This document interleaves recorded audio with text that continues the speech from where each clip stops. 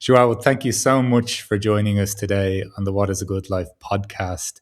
Since a former guest made me aware of your work and just really resonating with some of your writing, I'm really looking forward to seeing how this conversation goes today. Thank you. It's so great to be here with you. So, as you are aware, we jump straight in with, is there a question you're exploring as you move through life? Yes, I've been listening to some of the past episodes, and I've been amazed at the questions that people are using to lead their lives. And I'm not trying to be funny or provocative, but the moment that I read this question when you sent it by via email, the first thing that came to my mind, and it sticked, is why do we keep asking this question? What is a good life? And I think that these are the kinds of questions that have been leading my life, which are the ones that seem to not have an answer, or at least to not have a satisfactory answer, and we keep asking them. And so this is I think the root of my curious nature, and also as an observant of human nature, firstly in myself and in others, is why don't we say enough regarding a question like what is a good life, for instance?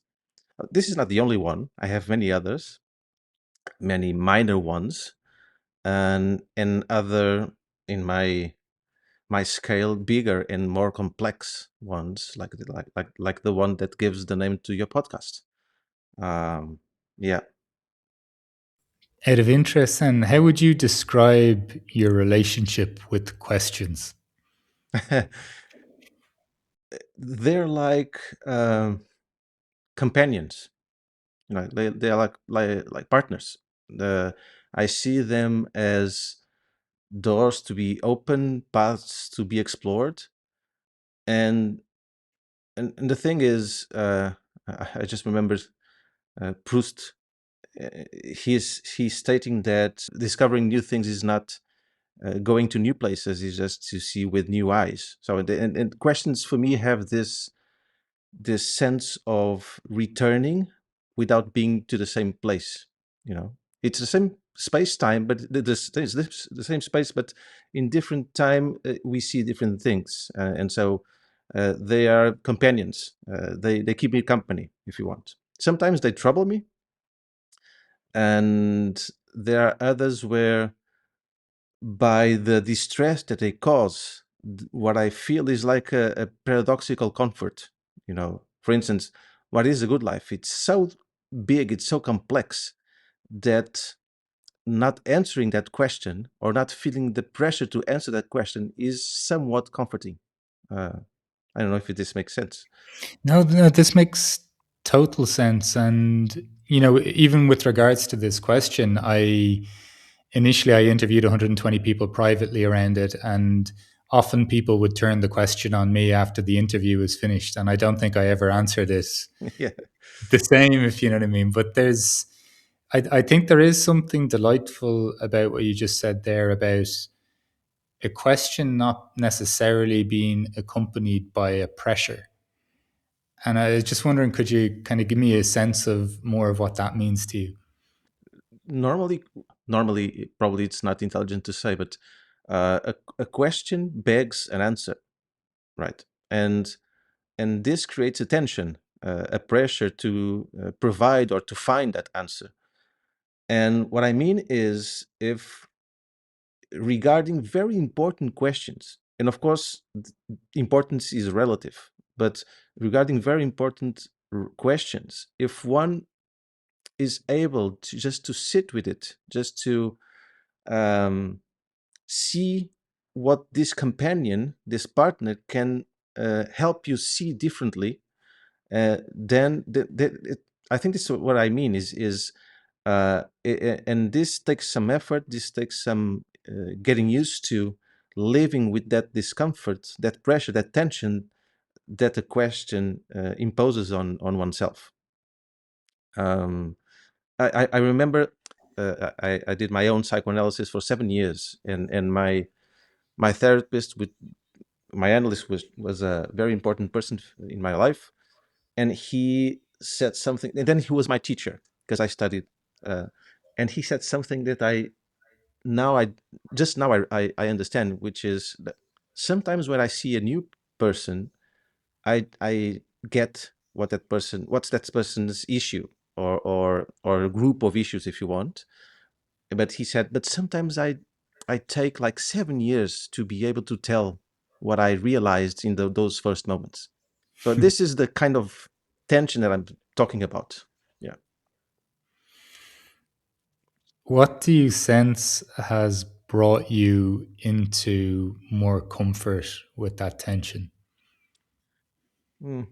I'm not sure right now if I call it comfort of or if it's enthusiasm, excitement, you know, which might sometimes camouflage as comfort, but it's more as like a childish excitement about what might happen if I stay a little longer with this. Uh, what how might I be surprised by sticking a bit longer, by not trying to rush to an answer, uh, by observing myself with that tension. Of course, I'm not always able to do this. This is very difficult.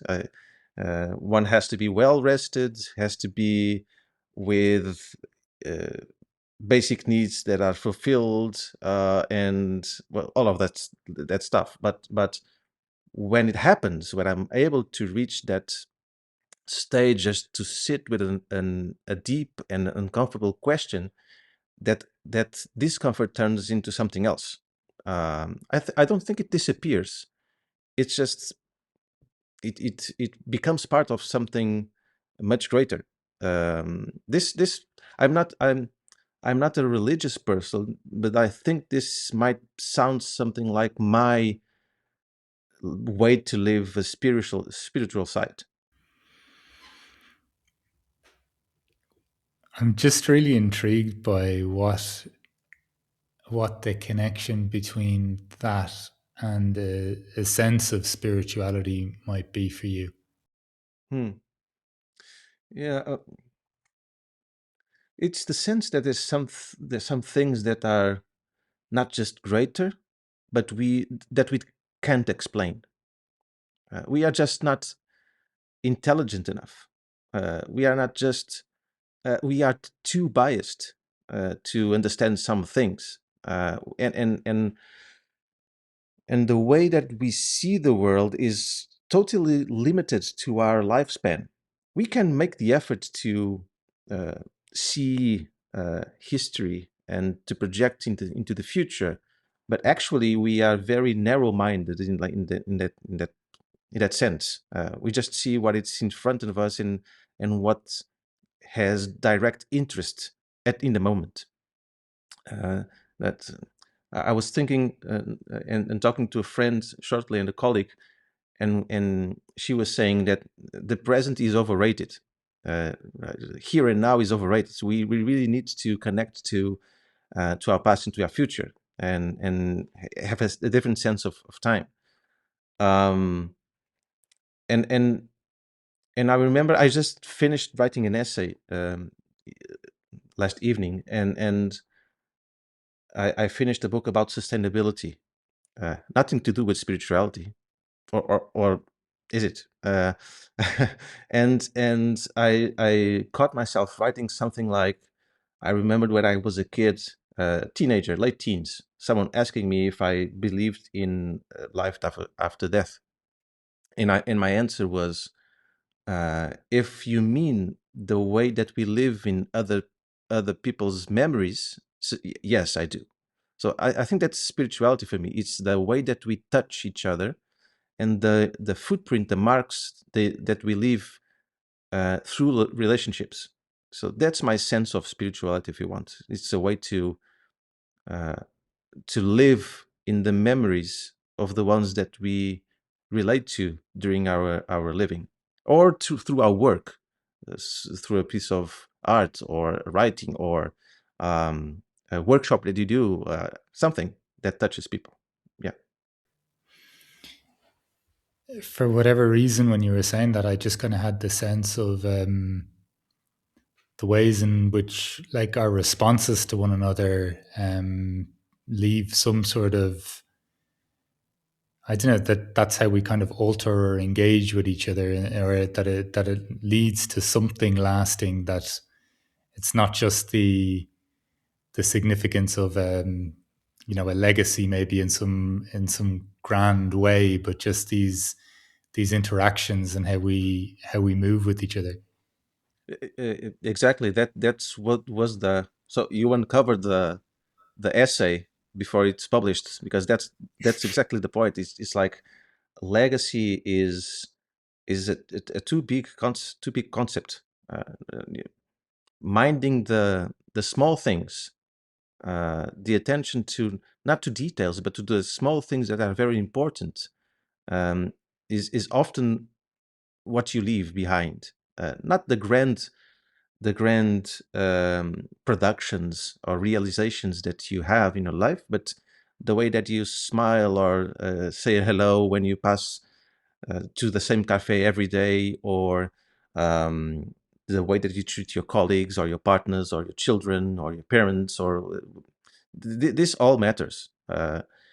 It's and that's why I think that this came up while thinking about and writing about sustainability, which is the macro is too big.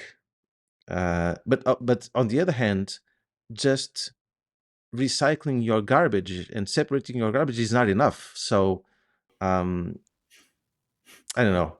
It's something in between, right? But it's more. Often I think it's more than. Of course, actions count. Of course, the way that you have agency in the world counts.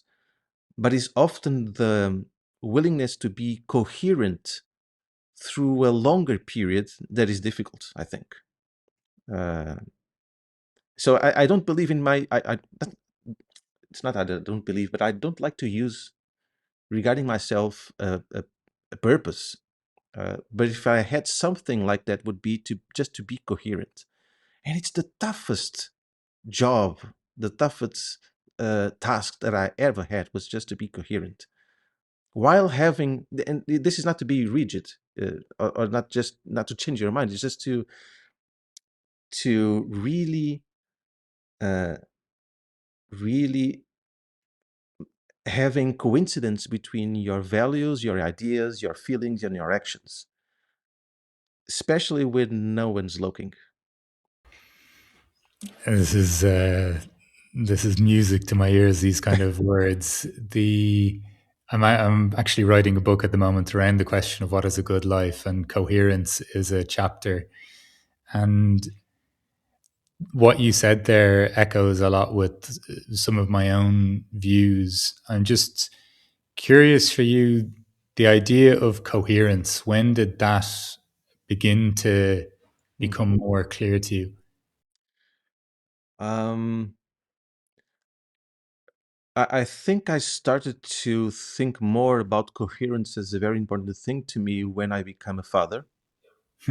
Um, but looking back, it was present earlier in my life. But when I became a father, it really struck me that it was the thing that would be the hardest task that I would have in my life. Um, because when when I caught myself saying things to my children that I wasn't being an example of, um, or even small things, but bigger things as well. The way that I was in the world, the way that I was showing up, the way that I was trying to balance different dimensions of life. What I said was not what I was showing, was not what I was doing, was not the person that I was becoming. Uh, and so this really was like the eye opener, change in my life that led me to think of coherence as something like a purpose, um, while remaining flexible and curious. Uh, because I think it's easy for some people to think about coherence as just to stick to your principles and that's it. And that's fairly easy. And that's the path to arrogance or narcissism or dictatorship, if you want.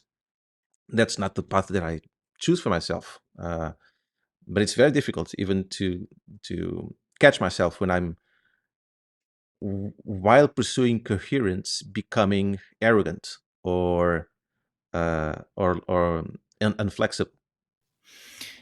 I think this is one of the bigger misgivings in some of the words that have been widely adopted, like authenticity, and almost like there's this constant image of you that gets maintained, or else you're not authentic.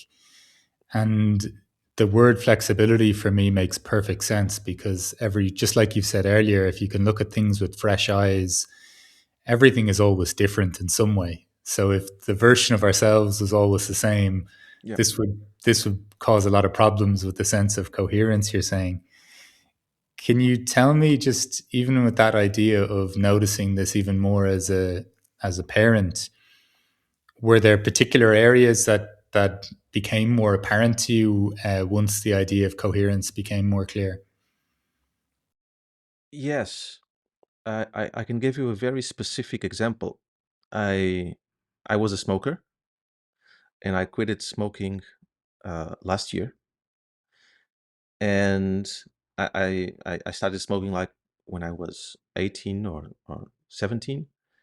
I'm now 43, so I stopped at 42, and this became, it was easier than I expected because this came from a number of conversation with my two youngest child, and we were talking about the environment, and we were talking about things that people do that harm them, that produce self harm, and they just ask a very simple question, which is, so if you are talking about that, why do you still smoke?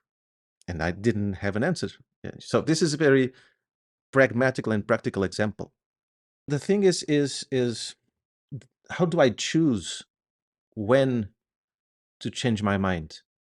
What are the criteria that combine rationality, emotions and feelings, ethical and moral consciousness, that leads to a change of ideas? And I think that through these kinds of exercises and reflections and living this kind of life with this kind of attention, um, got me more attentive to what am I choosing to change my mind. Uh, what I what is best if I make the effort to abandon my comfort just to step into new territories and find if I find a new version, a better explanation for the things that I take for granted. And this is very hard to do. At least for me, it's very hard to do. But I found that this is also a sign of health, if you want, of adaptation or flexibility, to return to that word. It's just wanting to find new explanations. For you, how do you find that process of openness? Now, I know you've already said that we're not perpetually doing these things all the time or have the capacity to, but how would you even describe getting used to that process or even being open to the possibility that this is something that is present? Mhm. Um, if I take it as an exercise, as not exercise. I'm translating from Portuguese, as going to have, as if you do a sport and you go to practice. You have to practice it. I do have to practice it. I do have to be conscious and disciplined about it, um, because it's fairly easy to step into just your routines and your thought routines and your feeling routines and your actual routines. So I do have to force myself, but I became, I learned to enjoy it. I played volleyball for almost 20 years, so I'm not advocating for that sportsman or woman mindset or something like that, but I do think that a kind of discipline is needed to remain in that stance. You have to force yourself into it. You have to finish that book that is not very interesting. Uh, you have to stick to the end of the movie when you think you know the plot. You figured out the plot. You have to stick with that conversation that is boring you because whatever you haven't slept well, or you think that the other person is not interesting or something like that. But you stick with it because not all the time, but more than often, new things get discovered, even about yourself. Um, for instance, I was listening to a podcast for it was an interview, and the interviewee was a very well-known public commentator here in Portugal that I really like. I like reading what he writes, but I got really annoyed because he was being a pain to the interviewer and always interrupting and saying, "Yeah, no, that's not right. This is the right thing." And I got really annoyed because I saw myself. I identified myself with that stance, and I said, "Yeah, so yeah, I can be like this sometimes." And uh, I got an idea. Oh, so if I got annoyed because I saw myself in this behavior, so I have to force myself into a kind of attention that leads me to be um, to be aware of when I'm doing those kinds of things. Uh, just a recent example, yeah. I'm really interested to know, where do you find the balance between, and I'm not saying balance is some perfectly situated thing, but the balance almost between this curiosity, um, this allowance as well that we are becoming, and then the discipline. I'm asking the question for myself as well. Yeah, I really wanted to have a more. Well, you put it very very close to what I think about that, which is balance is dynamics, and so again, there's no fixed answer. I think regarding that is just you the pro- the the task is to keep looking, is to keep looking for that balance. That's why I think that we don't ever get satisfied by questions so important like what is a good life. Is because it's dynamic. It's not just relative, it's dynamic. You really see things differently in different situations. One can argue that, oh, if you see things differently, they are differently. There's no reality, there's just interpretation, right? This is just, I'm not saying this is what it is. I'm saying that often this is how reality comes to us. It's just it's we think it is what it is, but it's just the fruit of your circumstances at the moment. And so emergence versus structure, discipline and um, discipline and improvisation. I think these are not dichotomies. I think these are spectrums. Uh, and we humans love a dichotomy, but I think thinking in spectrums is much harder. But it in the end it might lead to a better way of positioning yourself. And this again, this might be paradoxical regarding coherence, but I don't think it is. I think that the process is exactly finding those balances, those shifting balances, while remaining coherent. And this is a life's work, I think. I think, though, there's a beautiful thing for me in how I experience coherence. It's that I can instantly be in it and instantly be out of it. And when I feel attuned to that, there isn't really much thinking or excusing my way out of it. Not in some harsh sense of then I'm just, with my Catholic guilt, just shaming myself. Yeah. but I mean that it's not really, if there's enough time and space in my life to notice that feeling, it's very clear when it's present or not. And it's not, I don't think it's tied to, for me anyway, I don't think it's tied to some sense of virtuosity. I think life is, I had an experience recently where I told someone I couldn't make a meeting because a work call came up and it wasn't true. And I sat with that for a few hours. And then it was a good friend who I knew would be able to take that news anyway, that I just said, look, I'm feeling a bit all over the place. Mhm. So I just dropped her a message to say, by the way, I said that 3 hours ago, but just that wasn't true, just so you know. And, like it's coherence wasn't out of my reach anymore now because I had told a lie earlier. It was still open or possible. And just from your sense of this, like, how would you kind of even relate to a sense of coherence, if that's not That's too abstract? I don't know. It's very. I think it's very. That's very interesting because I've been. I'm also writing a book. I finished writing. I just submitted to some publishers 2 days ago. And one of the things that I wrote in that book is about uh, truth, lies, and bullshit. What's the difference? And there are people that are very coherent about being constantly lying. There are people that are very coherent by being perfect and wonderful bullshitters.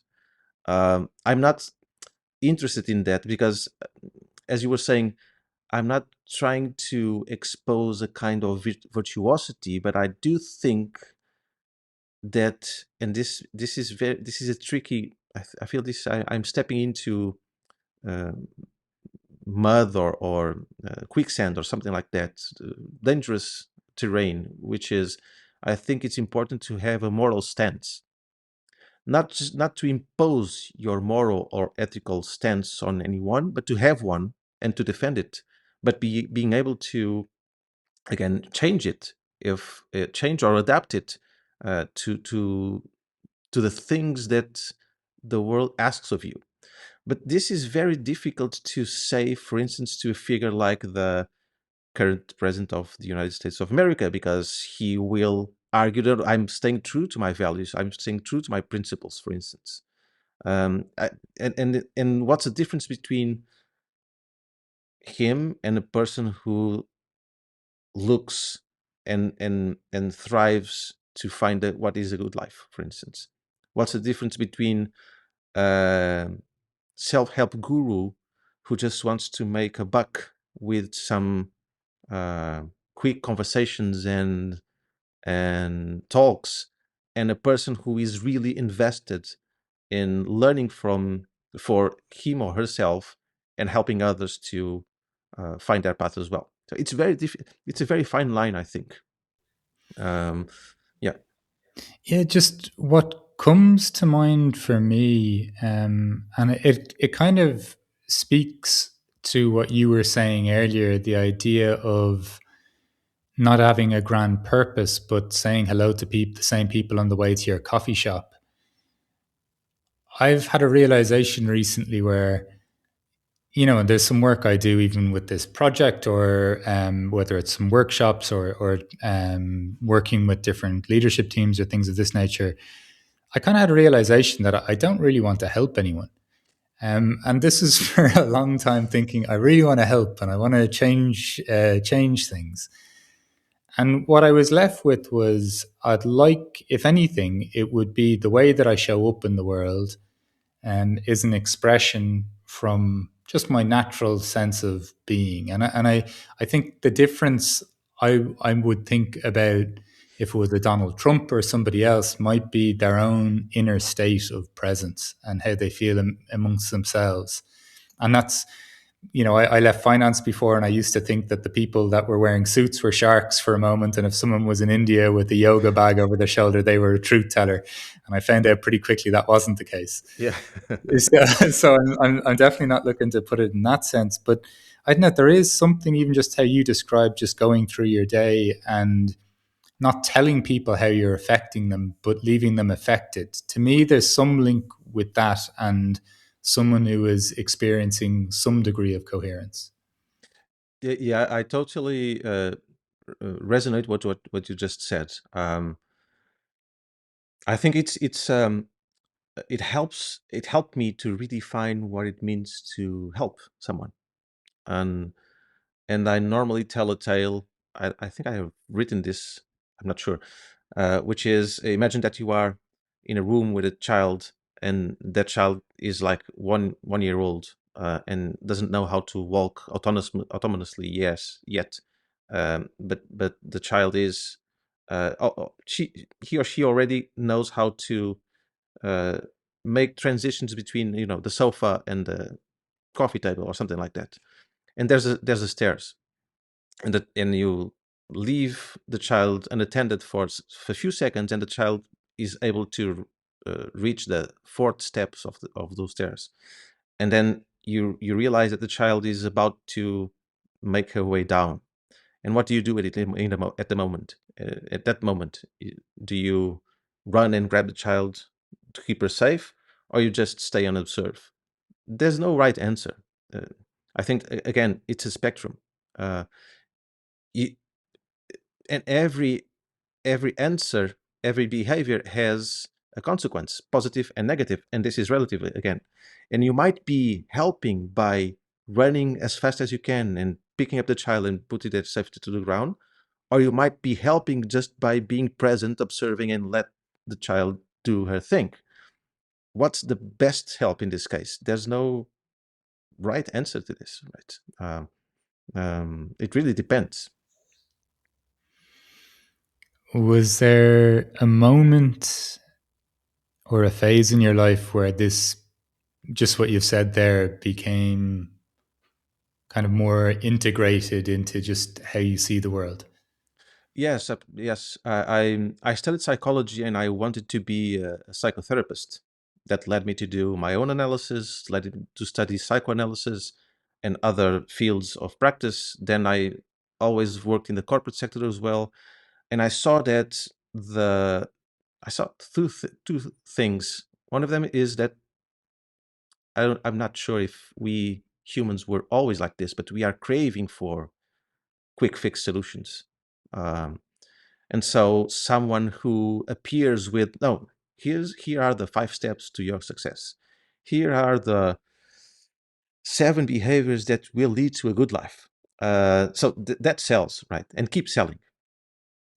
This is one observation. The other one was, um, in my personal practice, in my experience as an analysand, was I was sure that my analyst was there for me, but he wasn't trying to help me. Sometimes he made things harder, or at least that was the appearance. That was what I was left sitting with. But in the end, in in the end of the process, and the process in my case lasted for almost 7 years, it really changed my life for the better. So, but I wouldn't say it was easy. Probably those 7 years, or in those 7 years, there were the most one of probably the most difficult decisions that I had to make in my life until now. But I did them, and I'm here. And looking back, I'm really thankful for having that space of sometimes discomfort, sometimes tranquility, sometimes just nothing and boredom. But there it was, that space and that person, for instance. And so in my practice, what I try to do is precisely what you were alluding to, which is, I'm not trying to help. Help might be a side effect of me being there, uh, but I am trying to help. So, but this is the paradox, which is very difficult to solve, right? I do want to. I don't want to be neutral. I want to make some change, or to help to make some change. It's like arithmetics, you know. If a person is one, and you show up as a neutral element as zero, nothing happens. But if you show up with another number, you know what the result will be. And so you are influencing or manipulating into a certain kind of outcome. But if you show up as X, as a present that has an intention, but but uh, makes an effort not to know what is the outcome, then I think that's another kind of help. Uh, but again, it takes discipline, because sometimes you are just seeing what is the solution, and the best help might be not to say what it is, or at least, like I was saying, my analyst did, just take 10 years to say it. uh, of course, this might be a good business model. Yeah, it's how do you find, just from your own perspective, of having come to some of these realizations and then engaging with the world as it presently is? Ooh, that's a tough one. um, I think that I'm not. Probably it's both things. The world is changing, and I am changing as well. I'm getting older. The world is seems to getting I don't know, older in some sense, but it seems to be the world. By the world, I mean our collective culture, if there's such a thing. We seem to being stepping back into or some kind of unconscious, unaware teenage or childhood, something like that. But what I'm saying by this is that it's been difficult because curiosity. I think that my curiosity is giving place to a kind of, and I've said this before, of a slow activism. Not that the loud, in your face, paint on the painting, uh, um, street manifestation kind of activism, but just an activism of trying to be coherent in amidst of all the things that are happening, and seeing, again, trying to see not just the broad time that I'm living in, but the cycles or the repetitions or the things that are actually new that we are living through. Um, but it's been tough, man. It's not been easy, to be honest. Yeah, I ask because it feels quite similar to me, and yet the strange thing is, once I've tasted or experienced this coherence, it doesn't really seem to give me much. No. It doesn't seem to offer more options, or of course, I can develop my own wisdom in whatever it is, however it is I'm trying to tend to my life, and I think that's part of the invitation as well. But Hmm. I feel that like I think of potential what things that could be described as sacrifices, but then I'd also be disingenuous to say that I don't think that this still somehow pays off in the long run, in terms of even some of the more the more just the necessities of life, or the earnings in life, and this kind of thing. But it really is a, I don't know, for me it feels like a, I almost want to scream and shout about how effective I can be at times. And then it feels like a departure from what I'm actually practicing. And it's a whole mix of a lot of the things that we've been describing, I think, of how do you position yourself? How do you not know the answer? And things of this nature. But it's, I also think, I don't know how you feel about this, but it feels like some sort of rite of passage. Like, Hmm. in our present world, as I see it in the collective that you were describing, it feels like it's a instant gratification is what we want. I see my own life more as, this is an experience of a ritual, of a practice, and it's a rite of passage. And I don't know whether that's just a story I'm telling myself, but there is some comfort in that, I find. Yeah. Um, well, I like that idea. I don't think that I don't think it's very present in me, but I really like the idea. I think it's like you said, it could be comforting. But my experience is a bit different in that sense, which is uh, sometimes I feel I'm just being stubborn, and and I question myself if it's worth it. But I know I can be stubborn and just stick with the idea, and again, trying to distinguish that from arrogance is in itself a very strenuous task. But yeah, I don't know. I think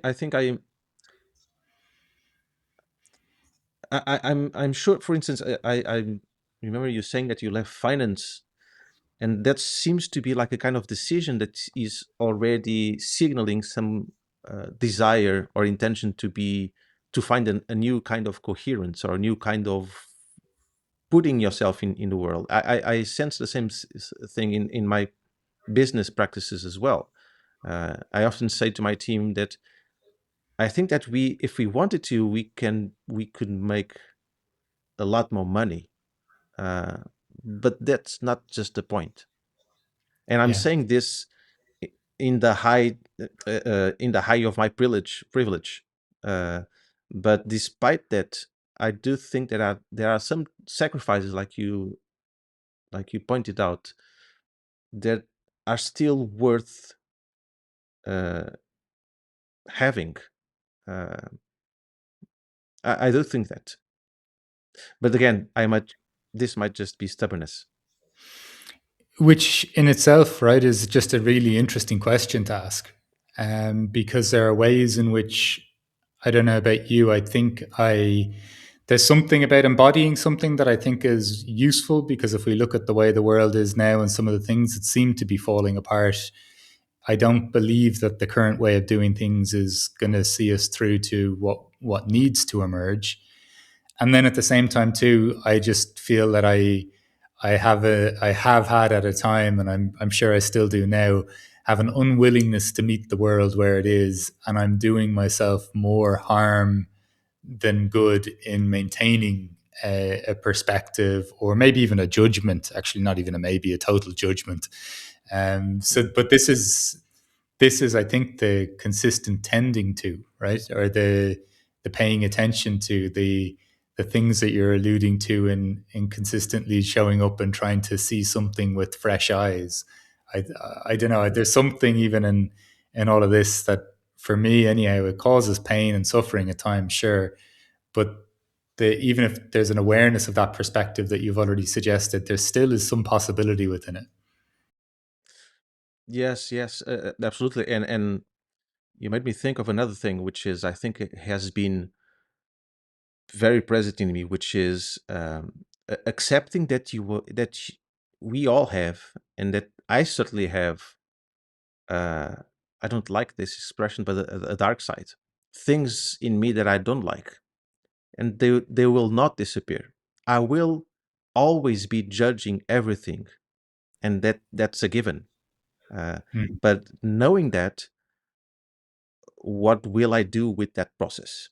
What will I do? What can I do differently, not just to be a hostage of my conditions or my human nature, not trying to become God, uh, or to transcend, or to upload my consciousness to a perfect machine, nothing like that, but just to be human, accepting all the flaws. And I'm not trying. I don't have, again, a religious uh, uh,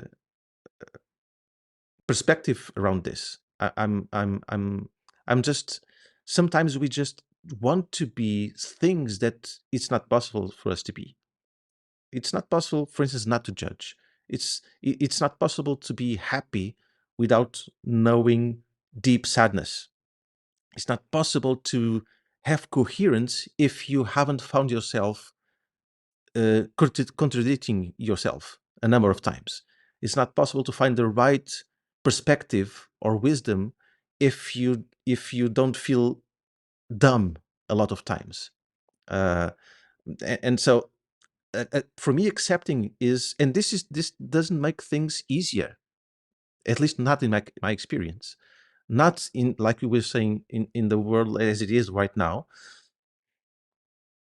But again, the question that we began, that gives title to your podcast, is not what is an easy life, is what is a good life. And I don't know, probably a good life is not easy. I don't Yeah. know.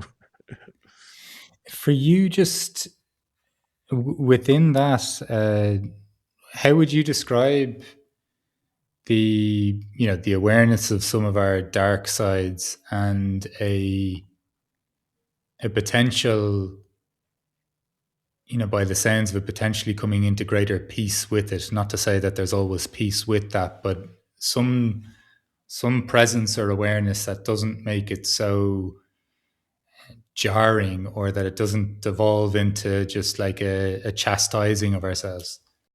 Hmm. Um, I often think that in my case, it's sometimes I feel it's a bit of being naive, you know, or regarding the potential destructive consequences of that uh, side, that is that dark side. Um, Other times, I think it's something like the situation that you described when you told your friend that you would not be able to attend the meeting, uh, which is just to realize, oh, I did a bad thing. Uh, what's the right thing to do now? Um, and really stick with that question until you find something that leaves you in peace with that situation in particular. And by doing this in like incremental ways, I think that you might find, again, it's like going to practice. By doing this a lot, you and regarding small things, you train yourself to be able to do this kind of thinking and reflecting and showing up and being in the world regarding bigger things. um, I think, at least for I, me, I try to be, for that to be the experience. yeah, I think that's I hadn't reflected on this before in terms of my sense of acceptance with myself, but it definitely does feel like it's because sometimes the idea we have of self acceptance in the face of doing what we could consider bad things, it often almost feels like this wishy washy kind of self acceptance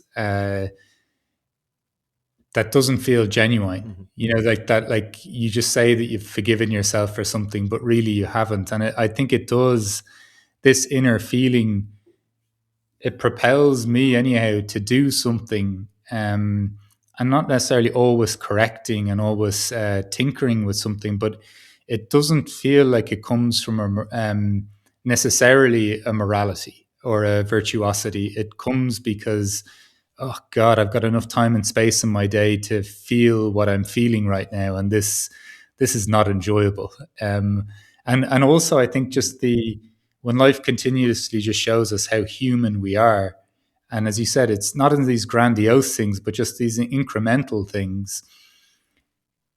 Life also shows us that that doesn't need to be the source of isolation or separation. The friend that I tell that to just kind of laughs and goes, "That's pretty relatable," and will trust us for it. I'm really intrigued to ask though, just when you mentioned where you think you might be stubborn, or even in your work, some of the things that you're, the perspectives that you're holding, but also saying earlier that there is we do have to have some sort of moral stance, not that it becomes this rigid thing. What are some of the things that you're looking at the moment where you're thinking, am I being stubborn, or is this a useful thing to remain with? Hmm.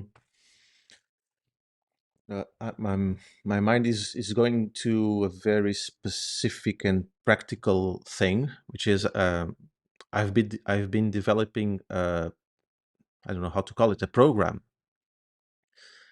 which is a way, which tries to be a way of for people to have a space to think about these things, and to reflect not just individually but collectively. But I wanted it to be different from the myriads of offers that we now have with workshops, retreats, and some of them are very well intentioned, some of them are very transactional, but I wanted this to be different. And I realize, oh, no, it's not a realization, is a doubt. I doubt that if I stick to this, if I'm being stubborn with this idea, will this or I will make a difference? Will it help again? But I'm not trying to help. I'm just trying to be a bit of a contrarian because I don't like. I don't like. I think at the end it's this. I don't like. I cannot identify with the way that the world is going, and so this is a way of me saying no. Attention. There's another way to do things. There's another way to be, and my writing, this kind of thinking, might be ways of practicing that slow activism that I mentioned earlier. Um, but again, there's the doubt or the question. One of those that do not leave is, uh, am I just being stubborn? And am I just being the contrarian? Am I just doing this because I need to pay my bills? And these questions uh, do not leave. They stick. So I do struggle with this, but I keep going. Again, I'm not I'm not sure yet if it's stubbornness or if it's just resilience or if it's Yeah. willingness to do something different. Maybe it's all of those things. Uh, yeah. You've this term you use slow activism, and I believe that there are lots of necessary types of activism. But the one you mentioned, slow activism, resonates a lot for me. Can you give me a sense of what that might look like or what you're pointing to? It might connect to this stubbornness that we are speaking about, which is not to conform yourself with what is fed to you by the almighty algorithm or the people that have power and push products or services or ways of thinking, is really trying to think for yourself, but not that plastic authenticity that you alluded to earlier in our conversation. Not just for the sake of being true to myself. It's about again the mark that you leave behind in others, not just for the sake of I want my picture to be in the books, the annals of history. Not that sense, but is my presence depleting the context around me, including people, or is it contributing to some with something that is generative or even regenerative? Getting back to the sustainability jargon, uh, am I extracting just for my own interest and for the ones that are closer to me, or am I also trying to compensate in some way? Uh, so it's if you want, I'm a very it's in a world where individuality is becoming more present, is keeping a sense uh, of the collective. Even if you are a deep introvert like me and you don't like social events and nothing, it's not being social or not being social. Is your are your actions extracting, only extracting, or are you giving something as well? Uh, are you contributing to generate new things? are you just being extractive? At this point, Joao, I'd love to ask you the question of what is a good life for you? uh, I think it's a I don't know. I think that the most honest answer to this is I really don't know, but I would really love to find out.